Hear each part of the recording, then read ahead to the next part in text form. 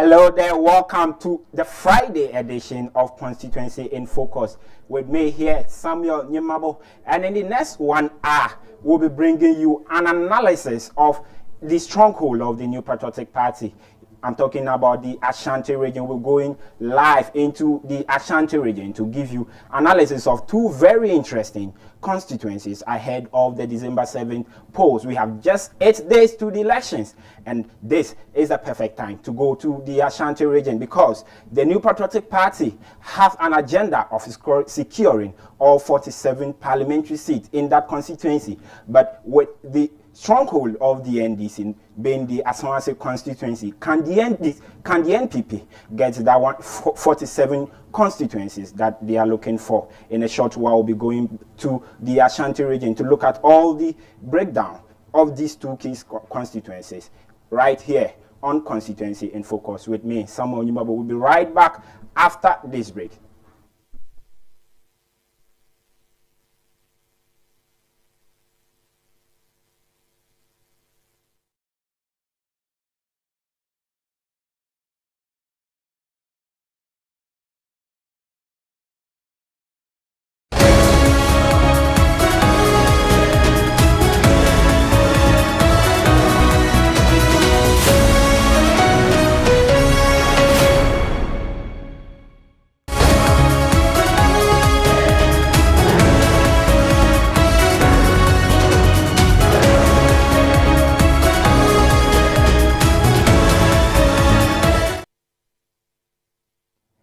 Hello, welcome back to the show with me right here, Samuel Nyemabo, on Constituency in Focus. Like I mentioned earlier, we'll be going live to the Ashanti region to look at two very interesting constituencies ahead of the December 7th poll. The first being the Ashanti constituency, and the second is the Ejisu constituency of the Ashanti region. Now, let's quickly go into Ashanti.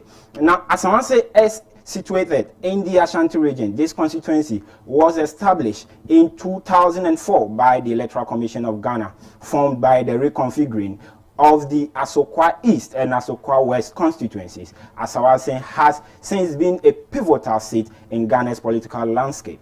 It is within the Asokore-Mampong municipal district.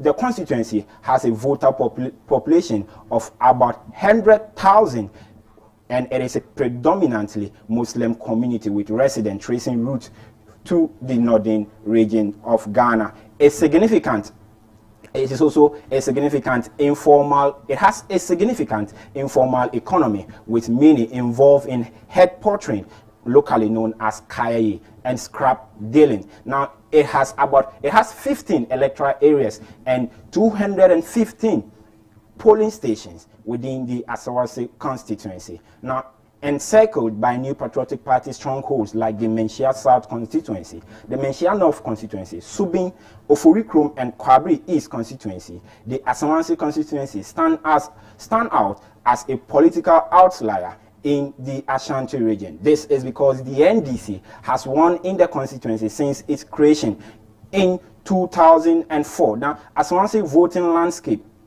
comprises, like I mentioned, of 15 electoral areas and 215 polling stations. Now, the voting pattern are often split. Now, for the NDC, they have the majority of Muslim communities voting in favor of them, while the NDC have the Akan aligned majority areas show up, whilst the NPP have the Akan majority areas showing up for them. If you look at the 2016 election, within the Asawase constituency, the NPP set an ambitious target to capture 47 seats in the Ashanti region, which included the Asawase constituency. And even in these 2024 elections, the NPP, the New Patriotic Party, have set another ambitious target of securing all 47 parliamentary seats in the Ashanti region. But the question is, can they break the stronghold of the NDC, the Ashanti constituency, and take that seat away from them? Because as it stands now, the New Patriotic Party has 44 seats within the Ashanti region. They have the 44 seats, 2 for the NDC, which include the Ashanti constituency and the Ejra Seche constituency, as well as the Fomina constituency, which we know is held by the is held by an independent candidate. Now they've now converted to NPP member, but the seat is still being held by an independent candidate. So the Asawase constituency is one of the constituencies that the NPP will be looking up to capturing come December 7th, 8 days to the elections. If you look at how the voter sentiment is over in Asawase, it is going to be tough this time around. The current MP for the area, Muntaka Mubarak, wouldn't have it easy as he has had over the 5 previous elections in this constituency, because the NPP is presenting a candidate who is proven to be a tough one for the NDC candidate. I'm talking about Manaf Ibrahim. Yeah. So let's quickly, before we get into how the 2024 parliamentary elections will heat up within this constituency, let's quickly give you the analysis of the trend. Both the presidential and the key focus will be on the parliamentary trend within the Asawase constituency, as we see here, as we see on the screen here. Now, the presidential result has always gone in favor of the NDC, with the exception of that 2016 election where the NPP won in the Asawase constituency. So just like the parliamentary elections, the NDC have also dominated in the presidential election in this constituency, winning it in 4 out of the 5 times this constituency has gone to the polls. In 2004, the NDC won by some 54.90%, winning again by 56.30% in 2008, then winning again by 58.80% in 2012. Then in 2016, they succumbed to a defeat of the NPP, where the NPP won in this constituency by 54% of the vote. Now in 2020, the NDC came back to win the constituency. In 2020, the NDC came back to win in the constituency, winning by 57.16% of the vote within the Asawase constituency. This has been how the the presidential election has shaped up in Asawase. So if you look at the trend, the NDC at any time they won with a comfortable percentage, with a comfortable margin. The list they had was just 54.90%, and within all the other times they won, they've won above that. So NDC is the Asawase constituency has shown that it is a place for the National Democratic Congress. Let's look at the parliamentary election in this constituency. The parliamentary election in the Asawase constituency, like I mentioned earlier, the NDC has won in all the seats, in all the elections, winning by some very big margins. Muntaka Mubarak, the former minority chief whip, has won in all the 5 times he's contested in this constituency. In 2004, he won by a slim margin, though, by some 49.70%. Then in 2008, he went ahead to win by 56.60% in the 2008 election. Then in 2012, Muntaka Mubarak won again, 57% of the votes. 2016, he won again, 53.60%. Now, when the NPP actually thought they stood a chance of winning in the parliamentary elections, was in that 2020 election. They actually thought they had a chance of winning in the Asawase constituency, but little did they know that Muntaka Mubarak was a strong face in that constituency. He won massively. The biggest win the NDC had in that constituency was in that 2020 election, when he won by 66.36%, cementing his feet as a well-known person and the sitting MP for the area. So this has been the trend in the Asawase constituency. Now let's quickly look at the key contest since 2008 for the constituency. In 2008, Muntaka Mubarak, like I mentioned, winning 9,000 by some 9,116 votes. He won by a difference of 9,116 votes in that constituency. Let's quickly look at the 2012 elections. What was the margin like? Keep your eye on the difference. That's where the magic is. Now in 2012, he won just like the year 2012 sounds. He won by 12,914 votes difference in that 2012 election, winning against Nana Ochri Tewia MP of the NPP in that 2012 election, winning it for a third time as NP for the area. Let's go quickly look at the 2016 election. 2016, then the NPP presented Alhaji Ali Dusedu, thinking they could take the seat away from Muntaka Mubarak, but Muntaka said, nah, this is my seat. He won it again by some 5,605 votes difference between him and Alhaji Ali Dusedu in that 2016 election. Now, in 2020, the NPP focused their attention in this constituency, doing everything they could.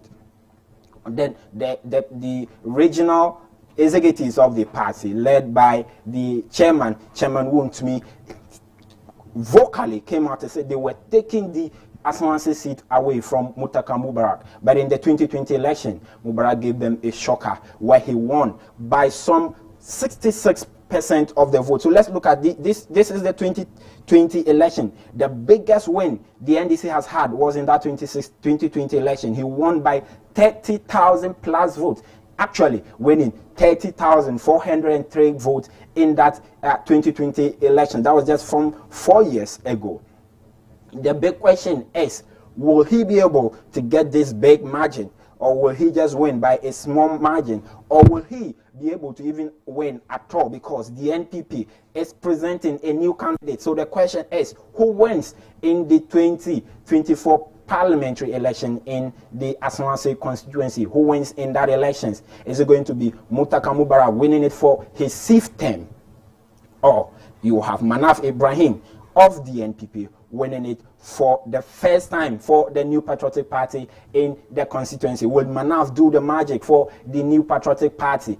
And as I mentioned, he is bringing in, he's coming in with a new approach to the elections in the Asawasi constituency, bringing in some momentum with him. But will that be enough to unseat a 5-time seater in the constituency? So as the elections in the Asawasi constituency heats up, the question remains, would Muntaka Mubarak maintain his seat, or you would have Manaf Ibrahim of the NPP taking the seat away from him? Now, let's quickly look at the key issues that will inform the voter decision in the Asawasi constituency. Now, if you go to Asawasi, like I mentioned, it is a Muslim-dominated community constituency, and it has issues such as poor road network and drainage system, limited street lights, which contribute to the security concerns in the constituency. Predominantly, it has an informal economy with limited jobs opportunities. So this constituency has a plethora of issues that the constituent wants addressed. Can 5-time seater Muntaka Mubarak address this issue and get himself elected for the 6th time, or will it be Manaf Ibrahim from the New Patriotic Party, someone from the Jubilee House, sent from the Jubilee House to go and contest in this constituency? Will he have that, what it takes to beat Muntaka Mubarak? Because it doesn't come easy if you are facing Muntaka Mubarak in the Asawasi constituency. Now, issues such as youth unemployment also remain high in the constituency, fostering migration to other regions and other parts of the Ashanti region. Educational facilities are also in insufficient supply as well in this constituency. Then you have issues with healthcare and all of that. But another key thing is that in this constituency, you have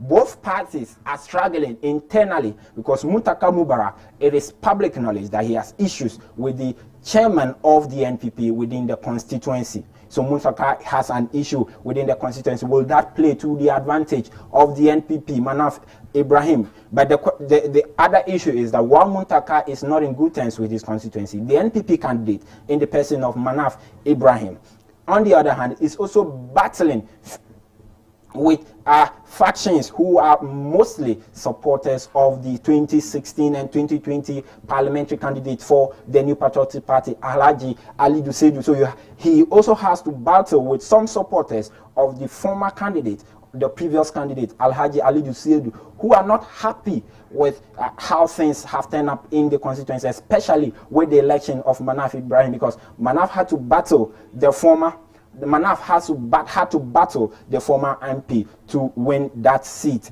or to win that parliamentary primaries for the New Patriotic Party. So this is how the election will look like in the Asawasi constituency. And like I mentioned, we'll be crossing over to the Ashanti region to pick out the report of what is currently happening in Asawase, and I'm joined by our Ashanti regional reporter and correspondent Michael William. Michael, you're welcome to the show. Yeah, Samuel. Right, Michael. Good afternoon. How is Kumasi and the Ashanti region? Yeah, as you know, Kumasi has been a calm place. Kumasi, it's okay. Everybody in Kumasi is also just await for the 7th December coming elections. And as we all know, you know, the Ashanti region happens to be the stronghold for the current party. That's the New Patriotic Party in government. And then also, as we all know, here in the Joso constituency, happens to also be on the ticket of the NPP. That's the stronghold for the NPP. Hello, Michael. Hello, Michael. Yes. Now, before we get into Joso, let's quickly look at the Asawase constituency. What is happening in Asawase? We know that Muntaka Mubarak is still a strong face within the constituency on the ticket of the National Democratic Congress. Then the NPP has someone from Jubilee House, someone sent from Jubilee House. He used to work at Jubilee House, and now he's come to the constituency, presenting himself in a new manner, campaigning vigorously within the constituency. Per your monitoring, how are things shaping up in the Asawase constituency? Yes, as we all rightfully know that Asawase constituency over the previous years, decade has been on the ticket of the NDC, and then Muntaka Mubarak, as we all know, has been the parliamentary candidate for that particular constituency for several years, decades. Somewhere, you know that this particular year happens to be the race between Muntaka Mubarak and, of course, Manaf Ibrahim from the New Patriotic Party. Yes, indeed, Manaf Mubarak used to work at the presidency. Yes, and this year's particular election, he is the candidate contesting for Muntaka Mubarak. But one thing about this particular election at Asawase is, you know that though the Asawase constituency has been the stronghold for the NDC, the NPP are battling or are eager to overseat or unseat that's the Asawase current MP, that's Muntaka Mubarak. Let me take you through some previous past elections that were held in Asawase. You know that in this 2016 general election, the total votes registered was 754, and then the total votes cast was 73,312. So when you look at the march between 2016 and down to 2020, the 2020 election, the total number of votes who registered was 1,821, and then the total vote cast was 92,905. So meaning that if you look at the margin, there was an increase in the 2020 election. Whereas at that time, it was between Muntaka Mubarak and, of course, Ali Duseidu of the New Patriotic Party. In the 2016, Muntaka had 61,655, representing 66.36%. And, of course, Ali Duseidu at that time also had 31,256, representing 33.64%. There has been, this year's particular election is likely to be, there's likely to be an increase in the number of voters. As we all know, Manaf Ibrahim is also one guru who is also from Asawase, who also has a number of people or followers, which this particular race will kind of be between Muntaka and Manaf Ibrahim. There's going to be a slim margin because though Muntaka has a larger number of followers, as well as Manaf Ibrahim as well. So this particular election, there is going to be a heat-up and kind of match up at the Asawase constituency, as you rightly speak. Right. Michael, so over the years, some concern has been the volatile nature of the Asawase constituency, because Asawase, as it stands now, remains a flashpoint in Ghanaian elections, where we see violence emanating from there. We saw it in 2016, and even in 2020, we saw part of the constituents engage, or some constituents engage in violent activities. are you sensing, because of the tough nature of this year contest, the constituency might go, or some of the constituents might go into that angle of engaging in violence if the elections are not declared in their favor? Do you sense anything like that from what you've monitored so far? From what I've been able to gather, recently when Mutaka had a victory walk recently, I was part of it, and also that of Manaf as well. And when you look out from the work that these two major parties had recently at that particular constituency, you could see that there were a large number of people, especially the NDC candidate. There were a large number of people or followers who were involved in that particular work. Yes, there are times you may meet the opposition or you may meet the other party who is in contest with you. But likely enough, this particular year, what I've been able to gather, or what I've been able to at least analyze, is that whenever they meet or they clash, there's nothing like violence, though there's kind of calmness, peaceness, but just that this particular election, everybody is just marching for boot for boot. This particular election, the Manaf, or the group of Manaf people, are trying not to allow Muntaka to be the current MP for their sons, but they are trying to make history, otherwise, by sitting the current MP, that is Muntaka Mubarak. So let's see. But in terms of violence, from my observation, I would say that there has been nothing recorded as of now. And from my observation, when I was with them during the peace walk, on the victory walk between both parties, they had their victory walk very peacefully. So from my perspective, what I can say is we are all hoping that there wouldn't be any violence. But as of now, there hasn't been any recorded violence yet in that particular constituency. But we are yet to see on the 7th of December coming election whether we will record any kind of. But we are hoping that there wouldn't be any sort of that during that time. Yes. Right. Now, another thing is the campaign messaging of the two candidates. Now, people have accused the incumbent MP, Muntaka Mubarak, running on, especially the NPP constituent, have accused him of running a campaign that they call a cake. They say that he's been running campaign on show love to your brother, and not a campaign of ideas, and not a campaign based on what he's done in the constituency. And on the other hand, Manaf Ibrahim is running a campaign of showing what he will do to transform the constituency. You have monitored the constituency for some weeks now. How would you describe the messaging and the campaigning of these two candidates? What are their campaign message, particularly to the constituents?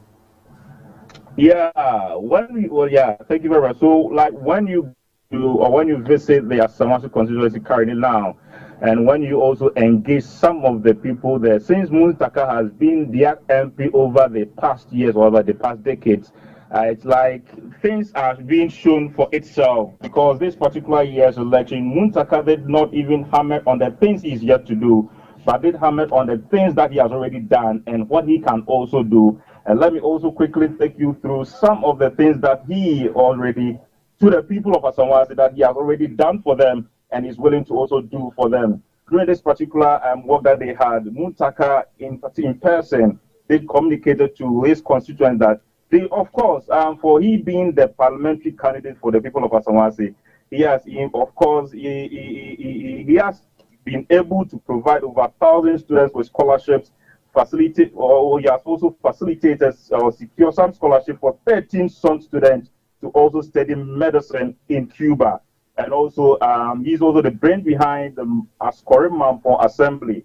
He's also built and refurbished almost all the 78 schools in Asamasi. Asamasi constituency in town roads from Akwatia line to Pakoso as well, and also distributed over 14,000 schools uniform, interest-free loans for the people of Asamasi as well, and of course, apprenticeship program to train over thousands of youth in tailoring, beautician, shoemaking, and of course, mason, metal, fabric, just name them. So these are some of the policies that he has been he has already done for the people of Asamasi, and he's still here to do more for them.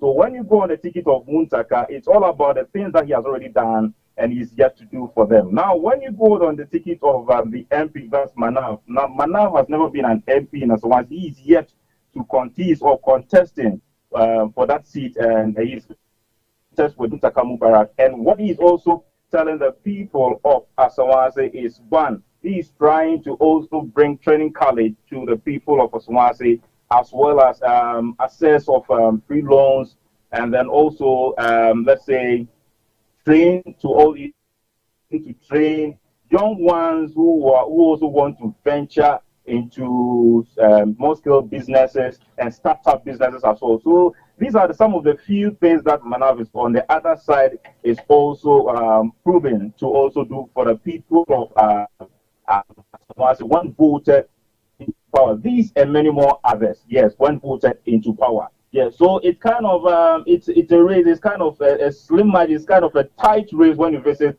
the Asawase constituency. As we know, always Muntaka has had a comfortable lead. But what we are observing this time around, though Muntaka has the followers, but with Manav this year's election, we are yet to find after the 7th election.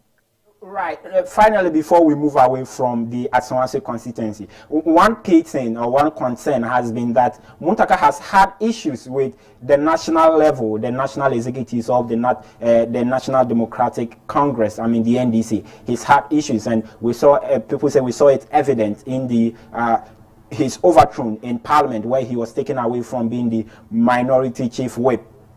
Now, coming into the elections, does he have the support of the national executives? Because we know he already has issues with constituency executives. Does he have the support of the national executives from the party? I mean, the national chairman of the National Democratic Congress. Do you see that they are behind his candidacy this year?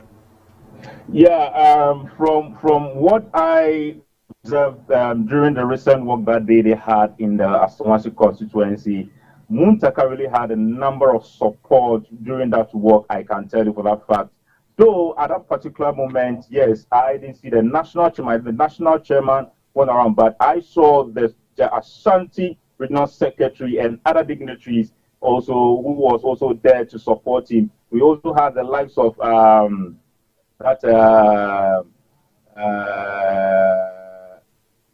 this MP from Accra, help me somewhere. Are you referring to the MP? Are you referring to Ablapa, who also came to support, give his support? There were a number of people who came on board to support Muntaka during his victory walk in Asawase. So when we are talking about massive support from his party, that's the National Democratic Congress, he has that support from them. That's a massive support from them, and they are willing to support. You know that Muntaka is not just anybody, but he also is. He is that weight, is that heavyweight person that you cannot just sweep away like that. So he has that support, and the people of NDC also know that he being that on that seat, definitely in the 2024 election, there is likelihood that Muntaka is going to retain that seat. But whether he will retain that seat or not, we are yet to find out after the 7th election.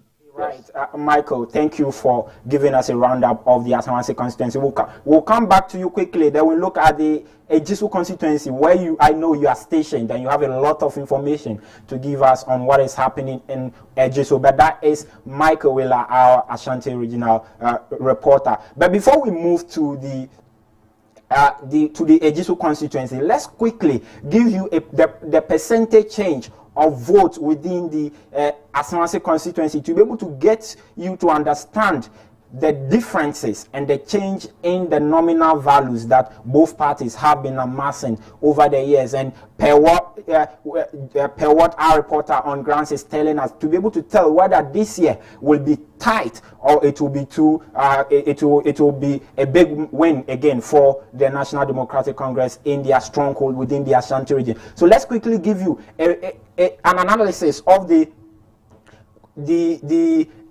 change in percentage over the years, looking from 1996, the percentage change in vote within the Ashanti within the Asawase constituency of the Ashanti region. So let's quickly get you that. You realize if you take that, you realize that the NDC has had a consistent win within the constituency, but at some point in time, they saw a drop in their nominal values.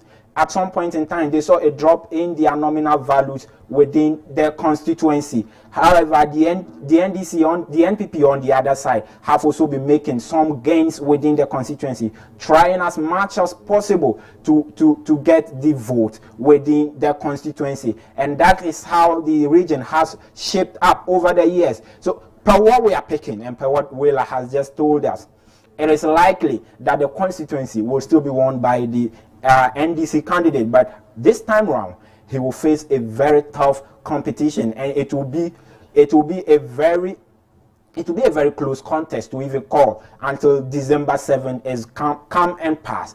By December 8th, like they say, everybody will know his level. Muntaka will know his level, and Manaf Ibrahim will know his level. But if what we are picking up on grounds is anything to go by, it will be a very, very closely contested seat in the Asawase constituency, and you can't even call it as it stands now. But if you want to play on the games of what the NDC candidate has done, even in 2020, when some people ruled him out, he came to have the biggest win he has ever had in the constituency. So you can't overlook what the prominence of Muntaka Mubarak in this year's election. So it will be a close call, or it will be very tough to say that Muntaka will lose in this year's election. But however, it is a fact that he will have a very tough competition this year, and he might not get the big win he's had over the years in the constituency. And that is how the Asawase constituency is likely to shape up ahead of December 7th. With just 8 days to the elections, we will keep our eyes on this constituency to give you updates as they come and go, especially on the day of the election itself. We'll bring you the election result as they come in and be able to make a projection and tell you whether Muntaka Mubarak is winning in the constituency, or you will have Manaf Ibrahim making history for the New Patriotic Party. And that is our breakdown of the Asawase constituency. We will be right back after this break to give you updates of how the Ejisu constituency will look like on December 7th. So we'll be right back after this break.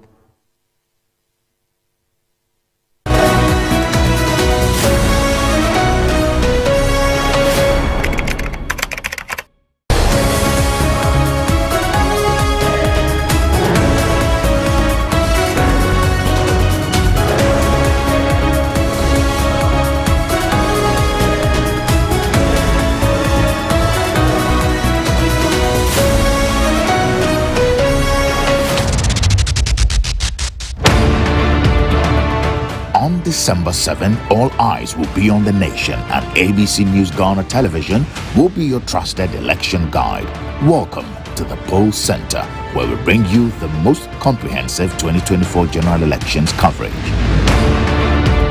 At ABC News Ghana, we will deliver up-to-the-minute updates from across the 40,647 polling stations, ensuring that you stay informed every step of the way. We'll bring you real-time updates from constituencies with the highest stakes and insight into the key battlegrounds.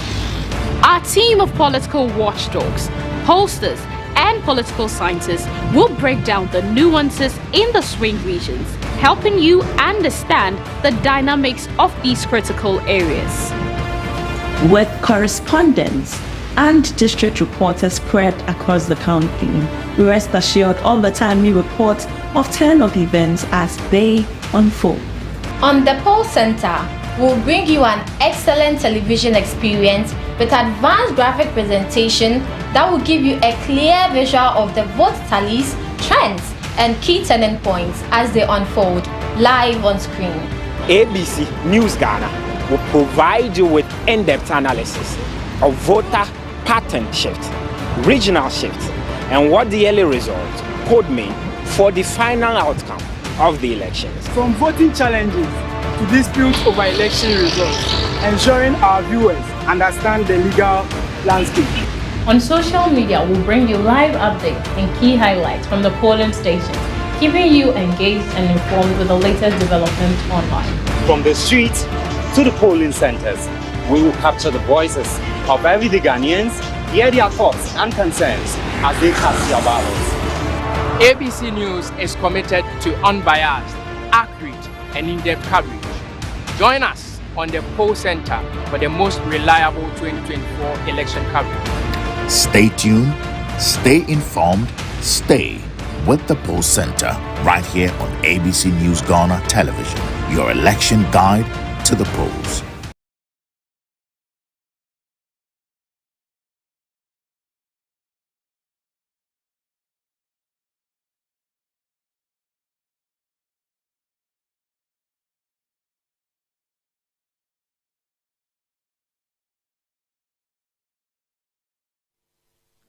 You're welcome back to the show, and this is Poll Center with ABC News Ghana. We are your election guide here on ABC News Ghana. So let's continue on our focus or constituency in focus here on the show. Let's quickly go to the Ejisu constituency. Now, Ejisu is predominantly a stronghold of the New Patriotic Party, but with the recent by-elections in 2020, in this year alone, in 2024, it is proving to shape up in a different manner. Maybe, perhaps what we haven't seen would be done in the 2024 election in the Ejisu constituency. So it is one that we want to keep our eyes on. So Ejisu is a key municipality located in the Ashanti region. It is part of the Greater Kumasi area, and it is strategically situated along the Kumasi-Accra Highway, approximately 20 kilometers away from Kumasi. Now, some key features within Ejisu includes the Ejisu Juabin Municipal District, which was divided into the Ejisu Municipal District and the Juabin District in 2018, some 7 years ago, or some 6 years ago. Now, Ejisu has a population of over 180,000, with some 87,000 males against some 92,000 females within the constituency. The urban areas of Ejisu are home to 5 towns, making up 30.18% of the total population as per the latest housing and population census. Now, since 1996, the constituency has been a stronghold of the New Patriotic Party. I'm talking about the NPP. Now, the 2024 election and the by-election in Ejisu is proven to bring a different dimension in this year's election. Now, the by-election, which was held on April 30, 2024, following the unfortunate passing of the incumbent NP, then Dr. John Kuma on March 7, 2024, saw the election of Kwabena Boateng for the NPP to become the NP for the area, where he secured some 55.79% of the vote. At the end of that by-election, the runner-up, who was Kwabena Owusu Adumi, who was a former NP for the area and ran as independent candidate in that by-election, lost to Kwabena Boateng by some 43.24% of the vote. Now, 4 candidates collectively received just less than 1% of the vote, as happened in that by-election. So it is proven to shape up different, because the NDC in that by-election decided not to field in any candidate in the Ejisu constituency. In that by-election, they will normally field in a candidate, but because of the dynamics in Ejisu and in the Ashanti region, generally the NDC decided not to field in a candidate in that in that just ended by-election. So the question is, will the NDC new candidate that they are bringing, having failed to fill the candidate in the by-election, make any change for the National Democratic Congress in the constituency, or it will continue to be a smooth run for the New Patriotic Party in the Ejisu constituency? So let's quickly get to understand how the voting pattern has been in the Ejisu constituency. And like I mentioned, this constituency is a safe zone for the New Patriotic Party. If you look at the line graphs, the gap in between this line graph, somebody will say that even a person can place their mattress and sleep in between that gap, because that gap is so wide. It's so wide a gap, because the New Patriotic Party has had a very smooth win, winning almost all the time by at least 80% of the vote. The only time they didn't get 80% was in 1996, which is some 2 decades ago. So the NPP has won by at least 80% in this constituency, whilst the NDC struggles to even make 20% mark within the constituency. So it is a safe zone. We don't even need to dive into the details of this, because this is a safe zone for the New Patriotic Party. But let's look at the parliamentary elections as well. What is the trend in the parliamentary elections? As you can see, the trend in the parliamentary elections, it also a safe zone for the New Patriotic Party. Another very big gap there. Another very big gap in the parliamentary elections in Ejiso. It is another very big gap for the New Patriotic Party. They've been winning over the years in the parliamentary elections. So you can see there in the in the parliamentary elections, the NPP has also at almost all the time won beyond the 80 percentage mark point. So they've had a very smooth win. The only times they won less than 80% was in 1996, 2000 and 2004. But beyond that, from 2008 to 2020, they've had a very smooth win in the elections in Ejiso. But the question is, the dynamic that we are looking at on Constituency in Focus, on the focus in Ejiso, is with the by-election that happened just a few months ago, happened in April, where the NDC filled in a candidate in this constituency. Doesn't mean that they have given up on the Ejiso constituency, or they were preparing grounds to bring in a candidate who can win the seat for them in the Ejiso constituency. So let's just look at quickly the key contests within the constituency. In 2008, the NDC lost to Kwabena Owusu Adwumi, who just ran in the just ended by election in April. He ran as an independent candidate for the in that by election, but he lost to the candidate of the New Patriotic Party after he defected to go independent. He won in that constituency in 2008 by 46,643 votes. That was a big win, and it is normal for the NPP in this constituency. Quickly, let's look at the 2012 elections as well. What was the difference? 2012, Adwumi again winning by some 40,118 vote difference to the NDC's Augustus Andrews in that 2012 elections. But Augustus couldn't get anything beyond 18.6%, where he got just some 11,788 votes in that 2012 election. Let's look at 2016.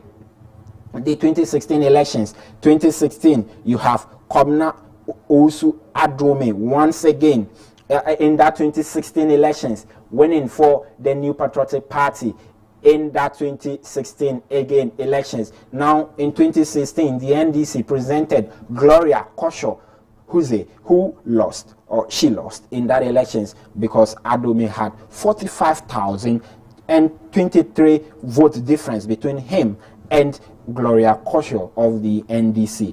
Like I said, this has been a very safe zone for the New Patriotic Party. Quickly, let's look at the 2020 elections, where we had the former MP, now deceased, John Kuma, winning in that constituency by 68,300, securing 68,326 votes, where he gave a difference of 45,023 votes. So you realize that the NPP in this constituency has always been winning beyond the 40,000% gap difference. So it is a safe zone for you to win over 40,000 votes. You can sleep when the elections is even coming in, but you know politicians will not sleep. They will still need to campaign, because like they say, you can't trust the voters. Ghanaians, politicians will tell you that don't trust delegates. But however, in this election, it's not just delegate voting, it is all the voters. Anyone above 18 years with sound mind is eligible to vote in this year's election. So the NPP,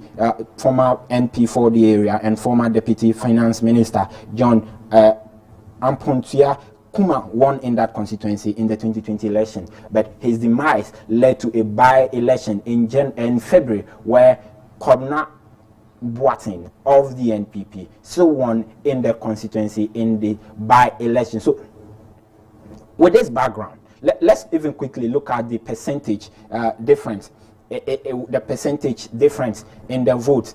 You realize that the NPP have always, almost the time, increase their vote or maintain it to a certain point. As you can see on your screens there, the NPP have had a very big percentage increase. Sometimes even when there's a dip, that dip wasn't enough to unseat them. In 2004, between 1996 and 2004, they lost some 4% of the vote, but they still won in that election. And in 2004, they increased their votes by 52.313% and won comfortably, even though the NDC increased it by a larger percentage point. The NPP still won in that 2004 election. And then in 2008, the NDC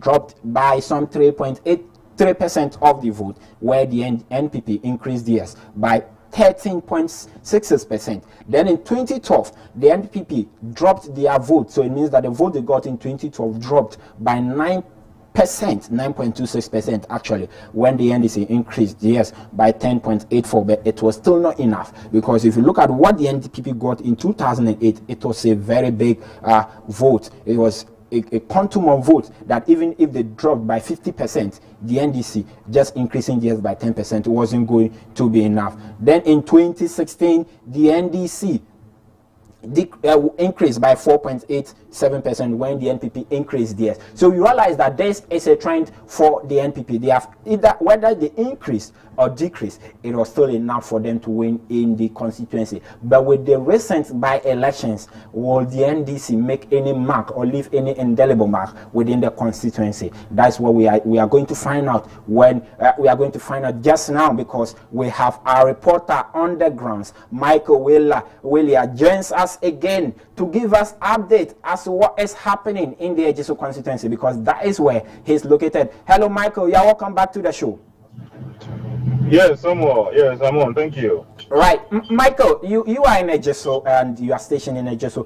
Can you tell me if the by-elections is anything to go by?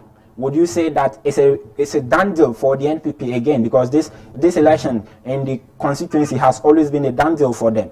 Will you say that it's still a done deal, even beside the by-election that was held just a few months ago? Yeah, well, as you rightfully said, that we know in the past years' elections that Ejisu constituency is one particular constituency that has been on the ticket of the New Patriotic Party, that is the MPP. It has been difficult for the NDC to at least part of that seat. And let me say, in terms of even numbers, it has been one difficult particular thing for the NDC as well. But one thing that I realized is in this particular year's election happens to do with the work that these two candidates or these two parties did held within the Ejisu constituency. NPP had their victory walk in the Ejisu constituency, as well as NDC also had theirs. But one thing I've been able to also realize is that there has been kind of change, something that has never happened before when it comes to the NDC in this particular constituency. During the NDC victory walk in the Ejisu constituency, led by the parliamentary candidates, and that is Deaconess Jerin Asante on the ticket of the NDC, this particular year's work that they had was a very massive one. An astounding one that was a mind-blowing one. But, well, somehow you can't also not say that perhaps because of the number of followers that they had during that particular work, definitely NDC is going to take on that seat, because you can't set your judgment based on the numbers. But on the other side too, NPP also had numbers as well. But just that this particular year's election, the NDC made a remarkable change due to the work, because everybody was not even on the side that NDC will get that numbers when they are even having their work. But the work was so massive that we had the likes of the Ashanti Regional Chairman, the Ashanti Regional Secretary, a lot of dignitaries, and a lot of crowd followers that also partook in that particular victory walk. In this particular year's election, yes, I made the point to also engage some of the people within the Jesuit constituency to find out their readiness towards this particular year's election. Some were on the ticket of NPP that, during the transition period between John Kuma and lawyer Kwabena Boateng, though fine, John Kuma, the late John Kuma at that time really did a lot for the people of Jesuit constituency when it comes to scholarships, when it comes to supporting the startup people, when it also comes to creating or maybe also employing people into the public sectors and also into the security service. Yes, Jesuit constituency, John Kuma did really well. And also, lawyer Kwabena Boateng has also managed to also do well as well. But when you also engage them, there are a lot of people within the Jesuit constituency, not particularly they are also not because of the parliament, but yes, votes will be on the economic state, their current economic state, whether it's good for them or not. So they said their readiness will be based on the current economic state that they are going through. That is what they are going to use to cast this particular year's ballot. So it's kind of it's going to go over the previous year. Let me tell you that this particular year's election here in the Jesuit constituency is going to be something different that we all have never witnessed before. Because what I've been able to gather, their likelihood of increase in numbers in the Jesuit constituency, meaning that lots of people are eager, waiting for 7th December for them to also enfranchise their right to cast their ballot. So between the NDC and the NPP led by lawyer Kwabena Boateng, who is the current MP for the Ejoso, and of course on the NDC ticket led by Deaconess Jerin Asante, who is also contesting with lawyer Kwabena Boateng this particular year's election at the Ejoso constituency. Like I said, it's going to be a massive one. It's going to be a boot for boot, and it's going to be an untold one, because this particular year's election, unless after 7th December that we can tell which particular party they took the lead. But let me tell you that the margin, I am always on the margin. The margin, there's a likelihood that we are likely to see an increment on the ticket of NDC. Well, let's wait for the 7th December elections, and then we also see. But one thing I've realized that the NDC, though, is being a difficult race for them to also unseat the NPP at this particular constituency. But for them, it's two things. It's either they unseat them or they make a mark by increasing their number of votes within that particular constituency to also enable them or help them to win that presidential race. So when you speak to some people within their constituency, most of them are saying that they are going to cast their ballot based on the current economic situation that they are experiencing now. That is what most of them are saying at the constituency. Michael, if what you are saying is anything to go by, you are saying that Jerin Asante of the NDC is likely to give a tough competition to Kwabena Boateng of the NPP in this year's election. Yes, though it has been a comfortable lead for the New Patriotic Party since the past year, since the past elections that we witnessed. Yes, election, from the time that between these two parties have their victory walk, I can really tell that there are going to be a massive change between these two parties. Like what we experienced in the 2020 election, 2016 election, this particular year's election, there's going to be a likelihood of difference in the number of votes and then the margin as well. So this particular year's election, Samuel, until after the 7th December election, then we'll be able to realize or tell the margin line between these major parties. But let me quickly also run you through some of the policies by Jerin Asante, the reason why she wants the people of Ejoso. Michael, because of our time, just take 1 minute to give us a quick roundup of the campaign messages of the two candidates in this Ejoso's constituency. Just 1 minute. Take time to wrap up for us. Okay. So when it comes to the constituency between these two major parties on the tickets of NDC, that's Jerin and Deaconess Asante, The reason why she is seeking for the people of Ejoso to vote for her is, one, she is trying to also secure loans to support the small-scale businesses when she is being voted into power. And also, she is also on the ticket of NDC, will be bringing a nursing training college to the Ejoso constituency and a constituency apprenticeship program as well. So these are some of the few things. And one thing also to add up to what Jerry Asante also made mention is also to assist the Zongo communities in Ejoso as well. So these are some of the few policies that Jerry Asante made known to the people of Ejoso constituency, that if she is being voted into power with the help of maybe, let's say, we are here to find out who wins the presidential seat, with the help of other, she also having that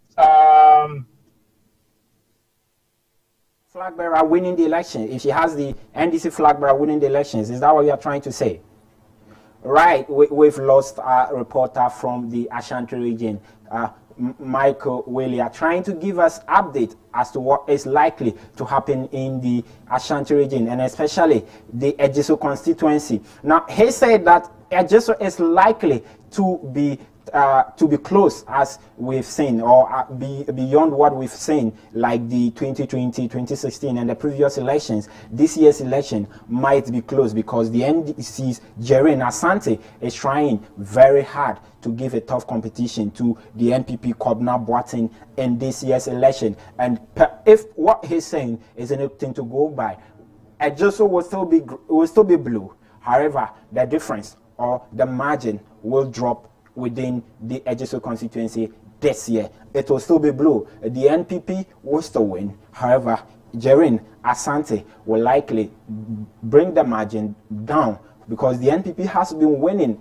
at least by some 80% in this vote, in this constituency. So maybe Jerry can close that gap further, and in subsequent election, the NDC might try to do or to make an upset within the Ejoso constituency. But that is how much time will buy us here today on Constituency in Focus with me, Samuel Nyimabo. And I want you to remind you that keep your dial on ABC News Ghana, because we are your election poll center. On election poll center, we give you nothing but the fact, the objective truth, and we guide you to the elections to make informed decisions. And we also advocate to say that in this year's election, it's just your vote that is needed, nothing but your vote.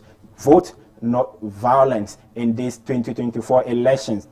Now, let me tell you that this weekend, after this weekend, Monday is the special voting. So if you fall within the special voting category, kindly and quickly go to your polling stations to cast your ballot. But if you are not within the special voting category, you sit in your houses, in your homes, tune into ABC News Ghana, because we'll be bringing you every update from the special voting and update until December 7th. And after December 7th, we will remain your election poll center. I have been your show host for today. Do have a lovely weekend.